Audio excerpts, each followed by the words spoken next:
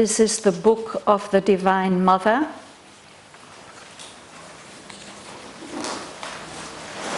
And in the previous canto, Canto 2, the adoration of the Divine Mother, King Asvapati has a wonderful experience of the closeness of the Mother, and that brings him a knowledge of what she is and what she does for us, what she represents for us.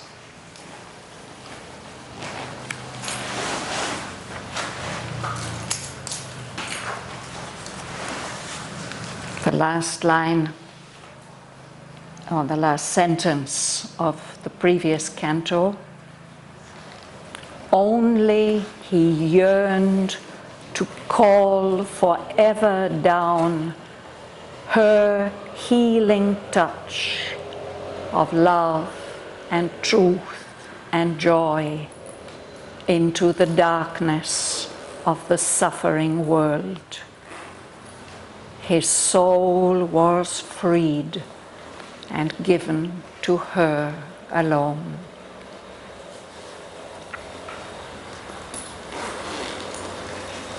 But now this next canto begins with another resonating single line, one of these powerful single lines that Sri Aurobindo gives us now and again.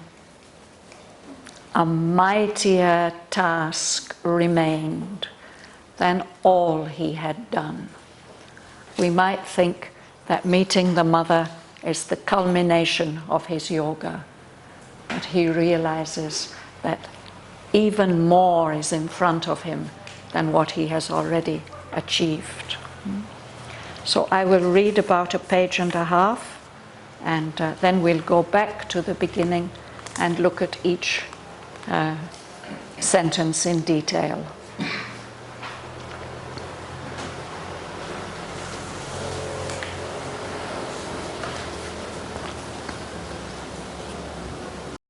A mightier task remained than all he had done. To that he turned, from which all being comes, a sign attending from the secrecy which knows the truth ungrasped behind our thoughts and guards the world with its all-seeing gaze.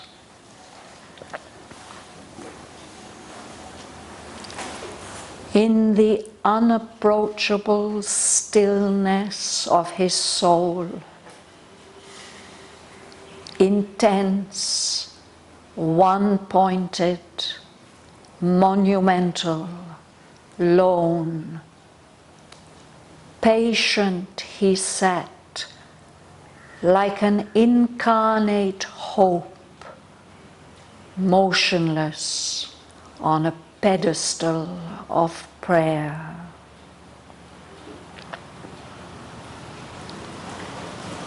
A strength he sought that was not yet on earth, help from a power too great for mortal will,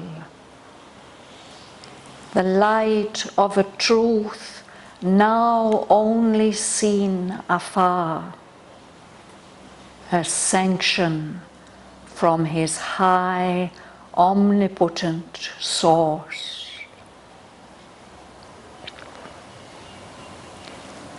But from the appalling heights there stooped no voice.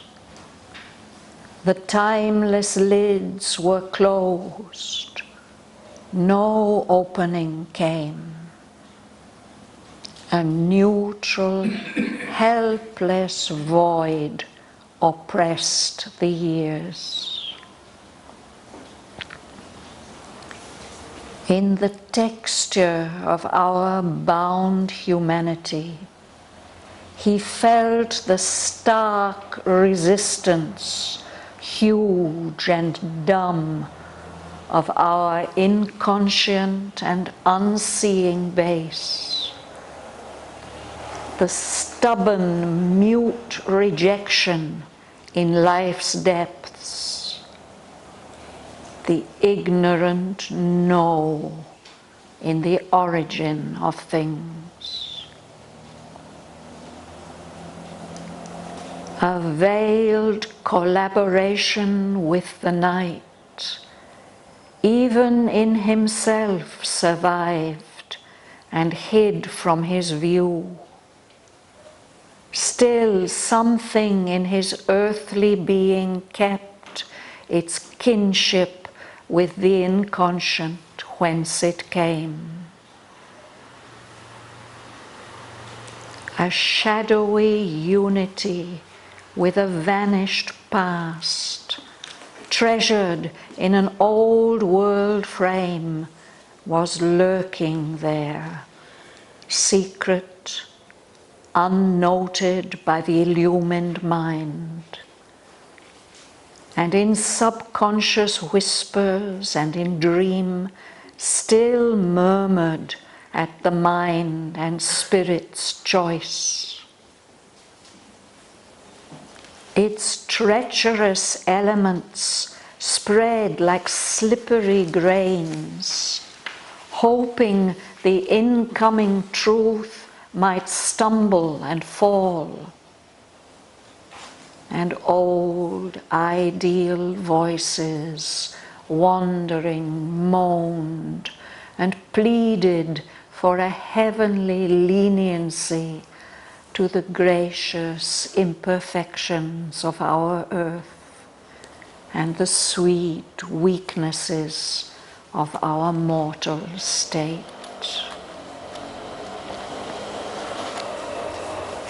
This now he willed to discover and exile, the element in him betraying God.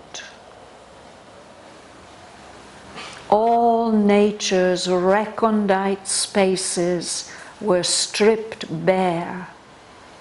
All her dim crypts and corners searched with fire, where refugee instincts and unshaped revolts could shelter find in darkness sanctuary against the white purity of heaven's cleansing flame. All seemed to have perished that was undivine, yet some minutest dissident might escape, and still a center lurk of the blind force. For the inconscient too is infinite.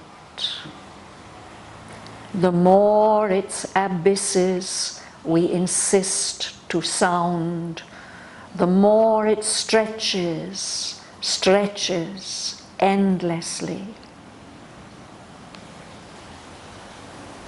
Then, lest a human cry should spoil the truth, he tore desire up from its bleeding roots and offered to the gods the vacant place. Thus could he bear the touch immaculate. A last and mightiest transformation came. A mightier task remained than all he had done. To that he turned, from which all being comes, a sign attending from the secrecy which knows the truth ungrasped behind one thought, behind our and guards the world with his all-seeing gaze. Thank you.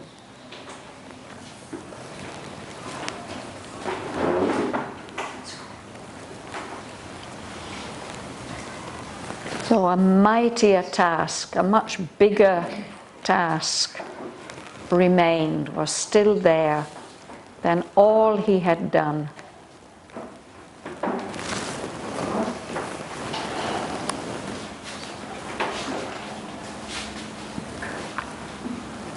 He turned to that with a capital T, that one, that from which all being comes, the source. And he's attending a sign. Here it means waiting for. I use this word here in its French sense. In French, attendre means to wait for something. Sri Aurobindo uses sometimes a few words, regard and puissance and so on, in their French sense. So he is waiting for a sign from the secrecy. The secrecy, that secret, unknowable, mysterious something which knows the truth, which lies ungrasped. It can't be grasped, it can't be understood.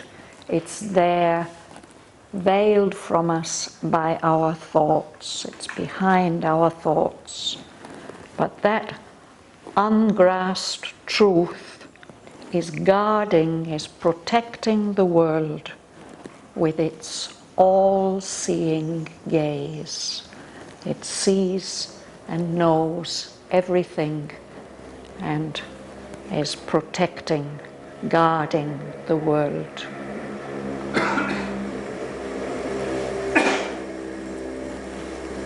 Denny? In the unapproachable stillness of the soul, intense, one-pointed, monumental, lone, patient he sat like an incarnate cone, motionless on a pedestal of prayer. Such a wonderful picture, isn't it?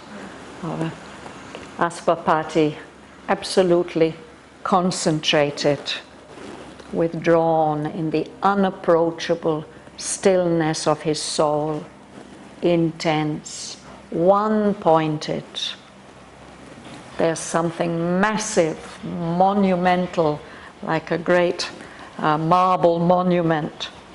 He is alone. He's alone at the very apex of human effort. And there he sits, patient, like an incarnate hope, as if his whole being is a single hope in the form of a body. Motionless. He's unmoving, absolutely concentrated, one-pointed, as if based on this pedestal which is made for prayer. A pedestal is the base of a statue. So there's something monumental about him there on this base of prayer. James? The strength he sought that was not yet on earth. Help from a power too great for mortal will. The light of a truth now only seen afar. A sanction from his high, omnipotent source. So the words are not difficult. Now, all these words, I think, are familiar to us. But we can look at some of the suggestions that are there. in the words. He was looking for a strength, for a power that was not yet on earth. It had not yet manifested here in the material universe. He's looking for a power with a capital P. And we know, because we've read the previous canto, that this power is the supreme power of the Mother. He's seen that no human effort can gain what he wants. He needs this power that is too great, too powerful for mortal will, for the will of us beings who are still limited by death. He's looking for the light of a truth that at the moment he can only see at a great distance. We read way back in Book 1, Canto 3, how he glimpsed the world of the truth, but far, far away, like a dim star bordering the night, above the highest level of consciousness that he could reach. So it's the light of that truth that he wants to bring to earth. And he wants a sanction from his omnipotent source, that from which all being comes, that all-powerful source and origin of everything. He wants something there to say yes to his hope and his aspiration. This word sanction, I've mentioned it before, I'll mention it again. It's an interesting word because it means two exactly opposite things. Here, what he's waiting for is a yes. But if we listen to the television or we read in the newspapers, we will hear that the UN wants to impose sanctions against this country or that country. They want to say no, they want to forbid something. So it means both these opposite things in different contexts. But here he wants that yes, the positive.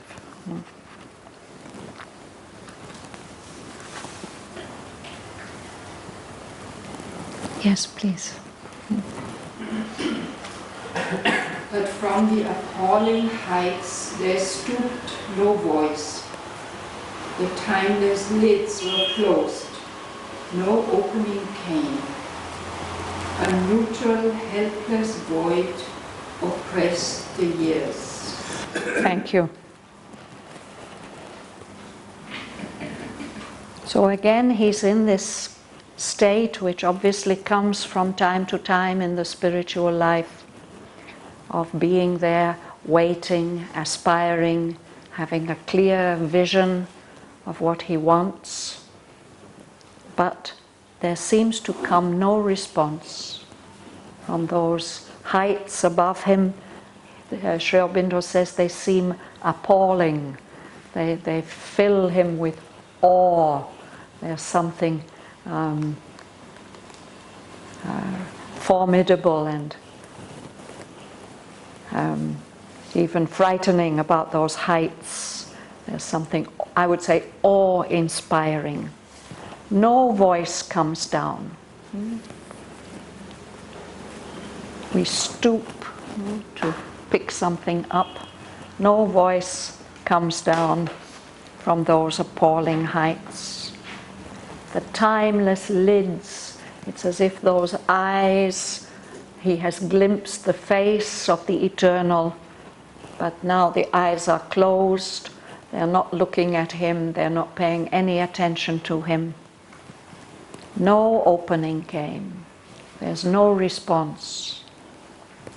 A neutral, helpless void oppressed the years. neutral. It doesn't have any quality. It's not for or against. And it's qualityless.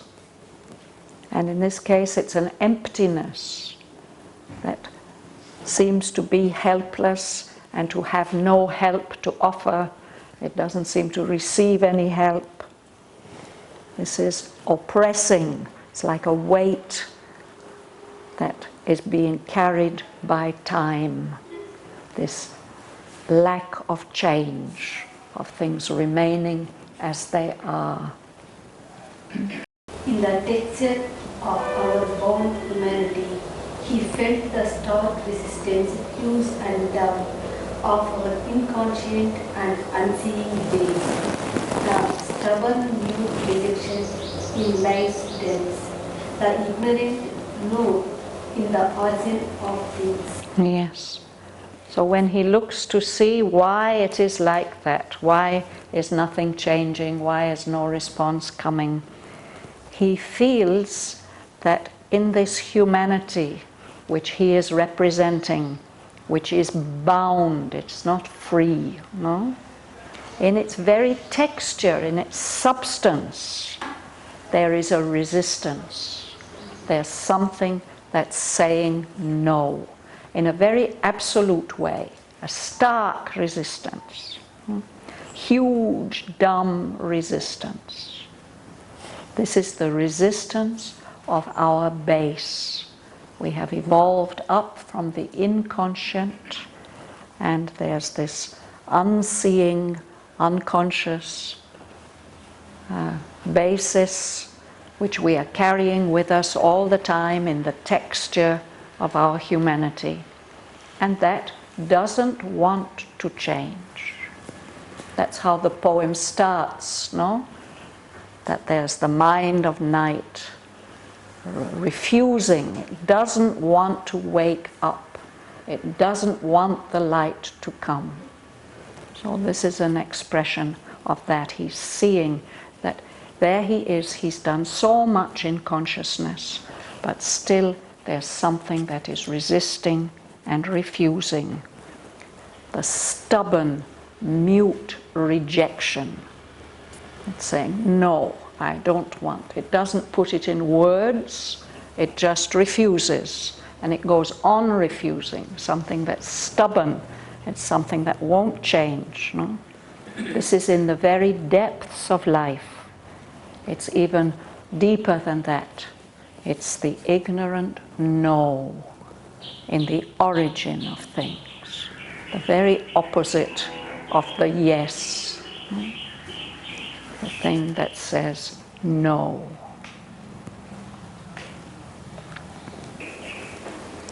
Mahalingam, would you read the next sentence? Vain collaboration with the night, even in himself, survived and hid from his view. Still something in his earthly being kept its kinship with the inconscient whence it came. Yes. So this is so wonderful. This is Sri Aurobindo's sadhana, mother's sadhana. If they see a problem, a universal problem like that, the no in the heart of things, in the base of things, they look into themselves and their own being, and they have to work there. So he says, he recognizes, Asvapati recognizes that even in himself there's some kind of collaboration with that night of darkness and falsehood and refusal. No? It's still surviving despite everything that he's done and experienced. And it's hiding still something in his earthly being kept its kinship, its close relationship with the inconscient from where it came. Whence means from where. So there's something in his earthly being, in his humanity, which is closely connected with the inconscient, and that has not yet been transformed. This has not yet changed. Patricia? A shadowy unity with a vanished past, treasured in an old world frame, was lurking there, secret, unnoted by the illumined mind, and in subconscious whispers and in dream still murmured at the mind's and spirit's choice. Yes. So there's a unity, or still a oneness with a past which is past and vanished, but there's still some shadowy connection, oneness there. And it's even treasured.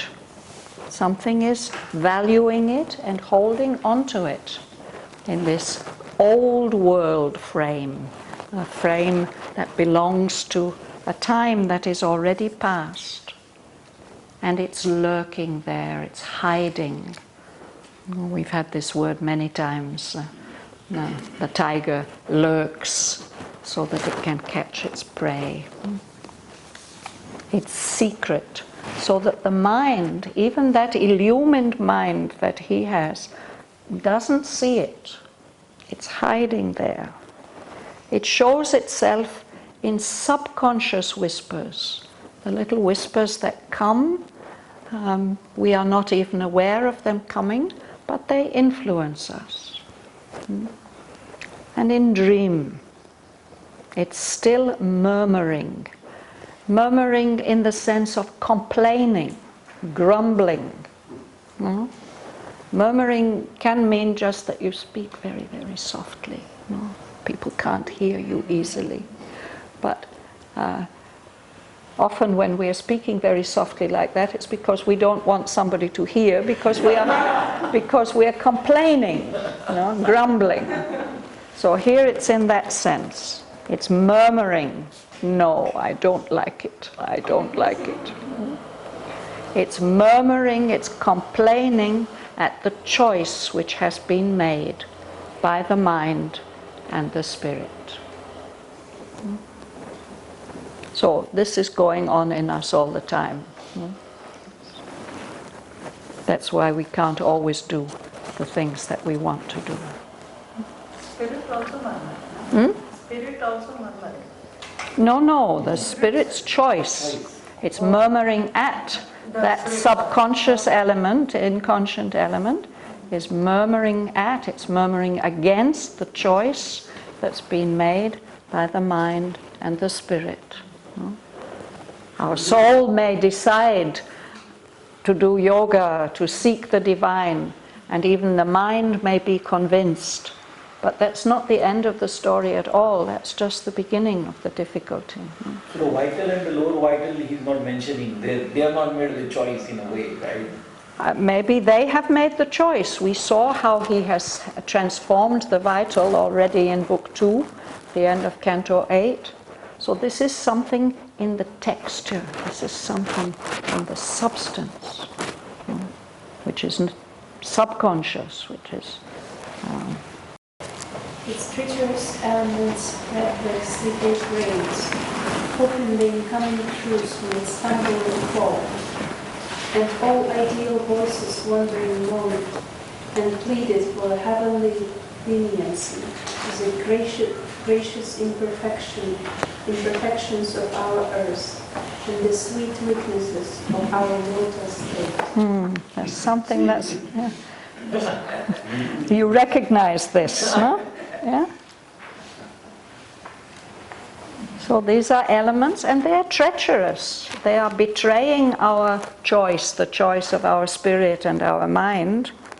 And they spread like slippery grains. I don't know, something about this line reminds me, protesters, I hope they don't still do it, but in the UK they used to do it. When the police came with their horses, they would throw marbles so that the horses would fall. No? So poor horses. But the slippery grains, no? So hoping that the incoming truth might stumble and fall. There's something to bring it down. And these old ideal voices, we're familiar with them. No, they're attached to an old ideal, perhaps an old ideal kind of love, or an idea of what spirituality is, or what is good and what is not good. No, these are old things. They're wandering and they're moaning, they're groaning and complaining, and they are pleading, they're begging for a heavenly leniency. They want the divine to be gentle to them and allow them, no? To allow these gracious imperfections of our earth. Yeah. We're so attached to them. We cherish it so much. We cherish it so much. These sweet weaknesses of our mortal state. Yeah.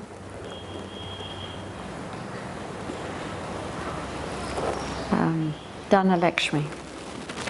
This now he willed to discover and excite, the element in him betraying God.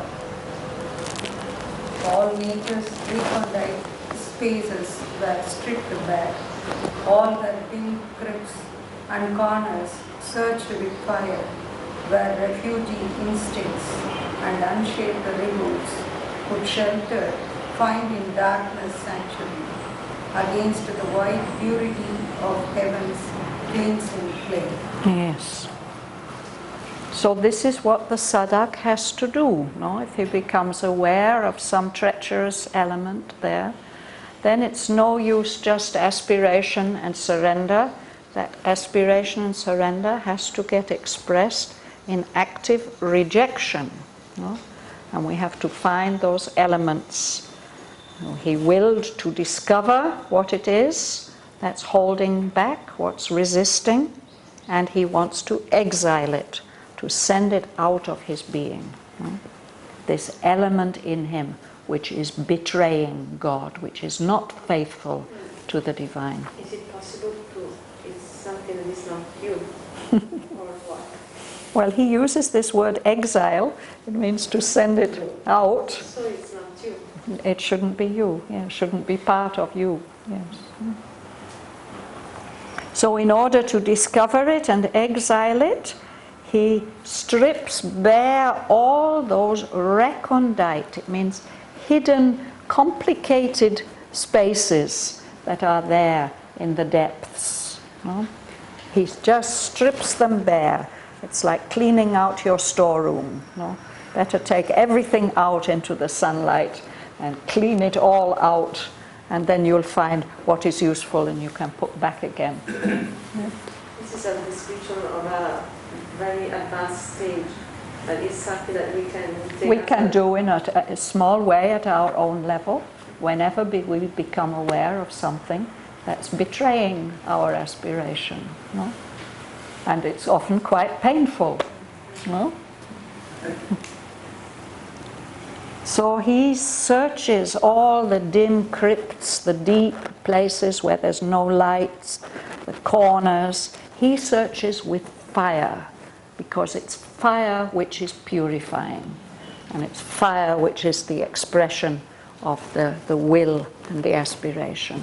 So as if he has a flamethrower, he's going there and searching all those places where these instincts, they are natural to us in a way, they belong to our evolutionary past, but now they're refugees, they have to go.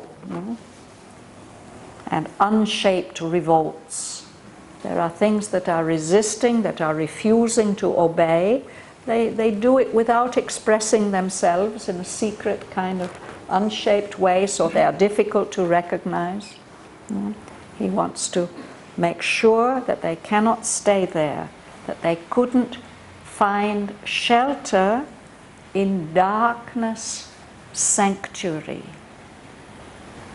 This word sanctuary, it's the sacred place at the center of a temple or a church. And I don't know how it is in the East, but in the West, if you were a fugitive, if you were a criminal, or if you knew that people were after you, you could take sanctuary in the church. You could go and hold on to the altar, and then nobody was supposed to touch you. Didn't always work, but anyway, it was supposed to be. So sanctuary, it means sacred, but it also means safe. It's a safe place. Bird sanctuary. Bird sanctuary. The bird sanctuary, exactly, yes. A place where the birds are not supposed to be hunted. So they take refuge in that sanctuary of darkness where we don't see them. We don't know that they're there. But now he's lighting all that up. He doesn't want them to be able to hide from the white purity of heaven's cleansing flame.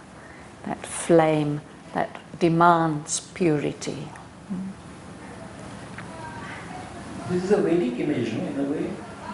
Vedic image, because fire and being taken into the caves of the Pani and... That's true that this image is used in the Vedas, but it's a kind of universal image. No, fire is always purifying. Yeah? And I think particularly in Savitri, Sri Aurobindo uses Vedic imagery, but out of the whole mass of Vedic imagery, he uses those symbols that are most universal, and you don't have to be a Vedic scholar to understand it. It's self-explanatory.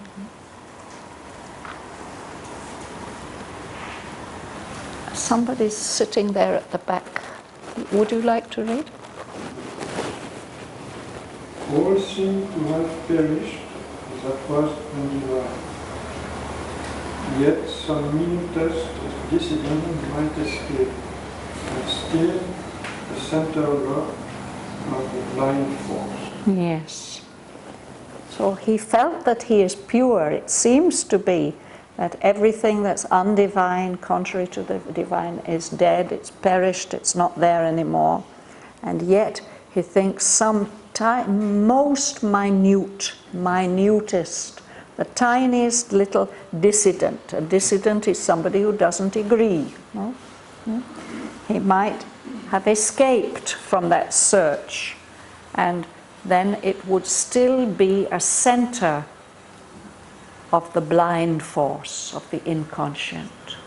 It would be representing, and it would be spreading that blind force. So that minutest dissident has no chance. It has to be found.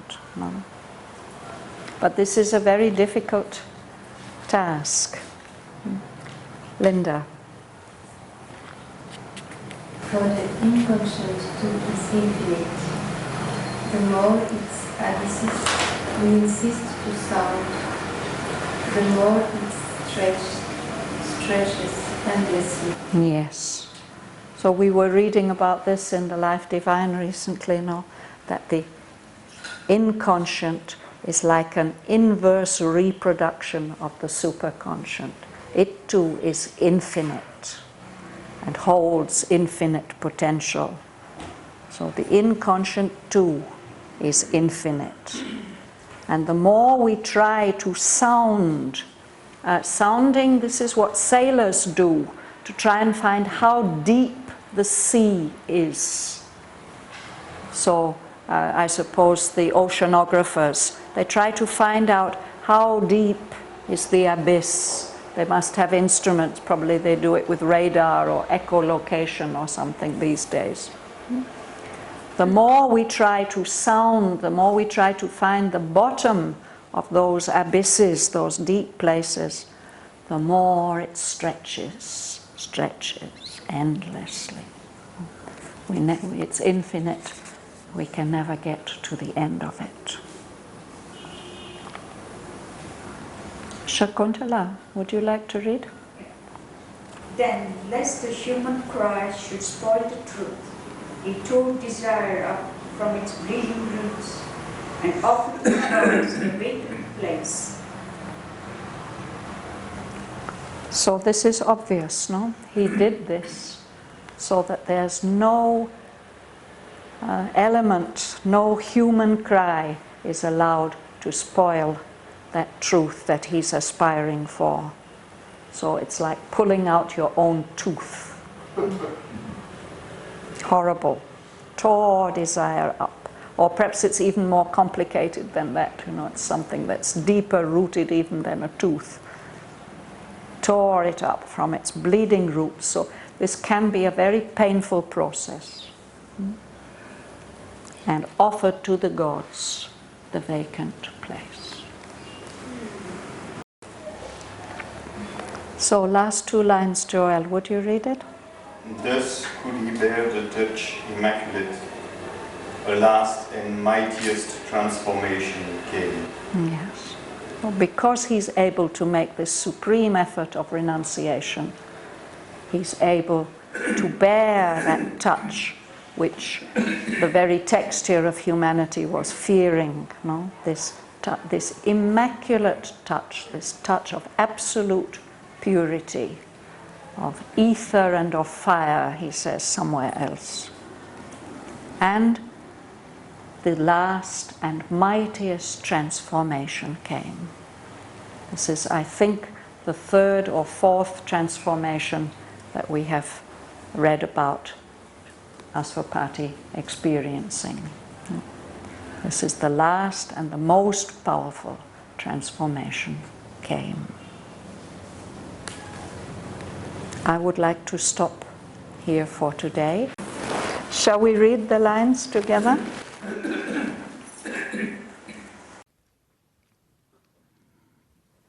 A mightier task remained than all he had done. To that he turned, from which all being comes, a sign attending from the secrecy which knows the truth ungrasped behind our thoughts, and guards the world with its all-seeing gaze. In the unapproachable stillness of his soul, intense, one-pointed, monumental, lone, patient he sat like an incarnate hope, motionless on a pedestal of prayer. A strength he sought that was not yet on earth, help from a power too great for mortal will, the light of a truth now only seen afar, a sanction from his high, omnipotent source. But from the appalling heights there stooped no voice. The timeless lids were closed, no opening came. A neutral, helpless void oppressed the years. In the texture of our bound humanity, he felt the stark resistance, huge and dumb, of our inconscient and unseeing base, the stubborn, mute rejection in life's depths, the ignorant no in the origin of things. A veiled collaboration with the night, even in himself survived and hid from his view. Still something in his earthly being kept its kinship with the inconscient whence it came. a shadowy unity with a vanished past, treasured in an old world frame, was lurking there, secret, unnoted by the illumined mind. And in subconscious whispers and in dream still murmured at the mind's and spirit's joys. Its treacherous elements spread like slippery grains, hoping the incoming truth might stumble and fall. And old ideal voices wandering moaned and pleaded for a heavenly leniency to the gracious imperfections of our earth and the sweet weaknesses of our mortal state. This now he willed to discover and exile, the element in him betraying God. All nature's recondite spaces were stripped bare, all her dim crypts and corners searched with fire, where refugee instincts and unshaped revolts could shelter find in darkness sanctuary against the white purity of heaven's cleansing flame. All seemed to have perished that was undivine. Yet some minutest dissident might escape, and still a centre lurk of the blind force. For the inconscient too is infinite. The more its abysses we insist to sound, the more it stretches endlessly. Then, lest a human cry should spoil the truth, he tore desire up from its bleeding roots and offered to the gods the vacant place. Thus could he bear the touch immaculate. A last and mightiest transformation came.